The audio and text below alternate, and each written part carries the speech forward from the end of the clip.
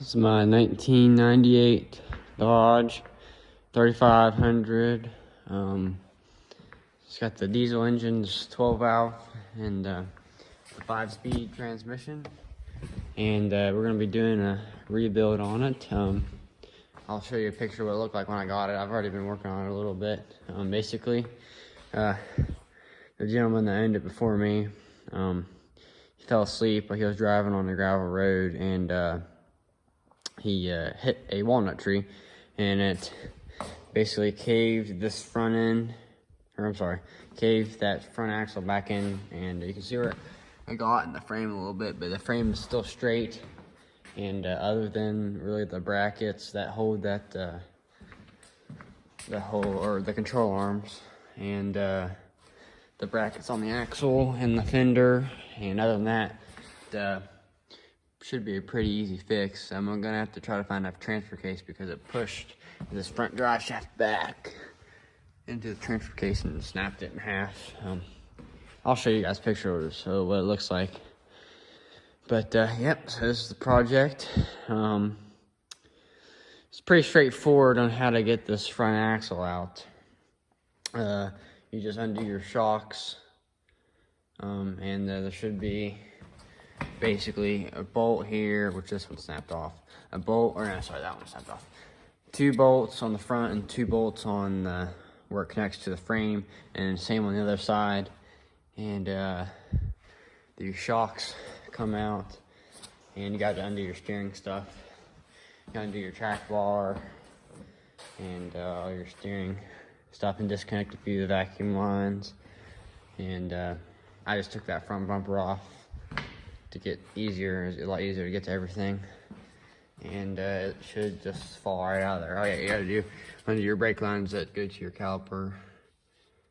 And oh yeah, I forgot too.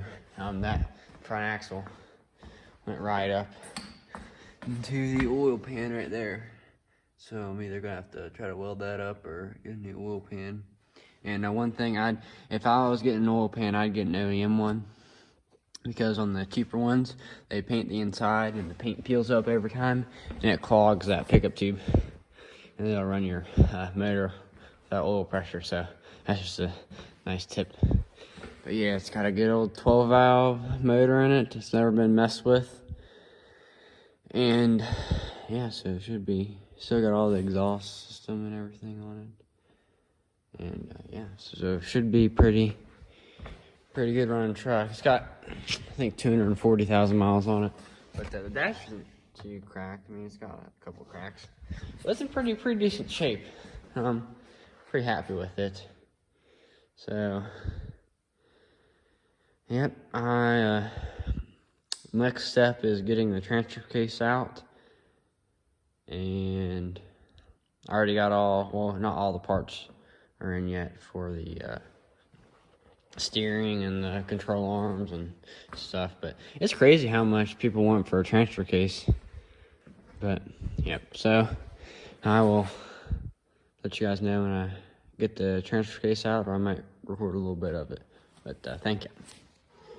Now we're looking at this transfer case right now, and as you can see, there's a big hole in it. Yeah, so basically this front drive shaft got pushed back, and this whole unit wasn't too sturdy enough. Oh yeah, look right here. Yeah, you know, actually I think that's how they made them, honestly. I think that's actually fun. I should probably just be able to throw it back together. Oh yeah. No, I'll direct side though. I think there's bolts back there, but other than that, there might be something up here. Oh yeah. Alright, yeah, so basically whatever that is, and then the shift fork should come out. I actually might do the 5th gear nut while I'm in it, because I think there's only a cover that you have to take off after you get the transfer case out to do the 5th gear nut. And oh yeah, actually this thing drove off the trailer, believe it or not. This thing still worked. And actually I put it in 5th gear, and it was actually really hard to get in 5th gear, so I think that nut might be backed off a little bit. But yeah, look, this thing worked, driving off the trailer. And actually, if I have it, I'll throw a clip of me driving. I might have one or not. I don't know. But if I do, I'll show you guys. This thing drove right off the trailer. Yep. Yeah, all stock, still got the muffler and everything on it. Let's go. I'll get back to you guys in a minute. All right, trying to get these nuts off the transfer case. And somewhere they said you can use a 14 millimeter, but you can't, it's 9/16.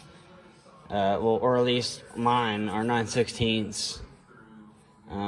14 millimeter would not fit on them. Yep, you need to get a 9/16 for the 241 DHD transfer case on a 98. And getting that linkage out, that was such a pain. But yep, got it out. So just getting these bolts undone, and we should be good to go. All right, here's the transfer case. Got it out. What's funny is this magnet is it's basically like on the bottom of the drain plug to catching the metal. And when I took it off, it was right on the side of the dry shaft like that. So I don't know how it got there. That was funny. So yeah. If you guys know where I can get a transfer case, let me know. She is she's a little tired. Yeah. So transfer case is out. Hopefully I can save that front drive shaft. I might take it to go get rebalanced. Yeah. That thing was heavy, oh my goodness. Yeah, I did not know it was gonna be that heavy. They got out there. And these nuts are really easy to come off. I mean they weren't like rusted on there or what, but they were really easy to come off. And everything works inside because I drove it off the trailer. So if I can even just find a case to put everything back in, that'd be cheaper.